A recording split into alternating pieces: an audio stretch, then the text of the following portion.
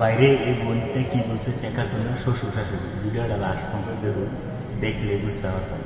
ভিডিওর উপরে কান দেবেন না, ভিডিওটাকে দেখুন। টাকা পয়সা বেশি যদি করতে পারো কামাই, শ্বশুর শাশুড়ির কাছে তুমি ভালো জামাই।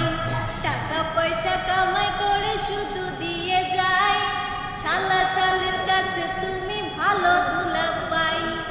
টাকা পয়সা কামাই করে সামনে দেবে ঢেলে, পিতা মাতার কাছে তুমি খুবই ভালো ছেলে।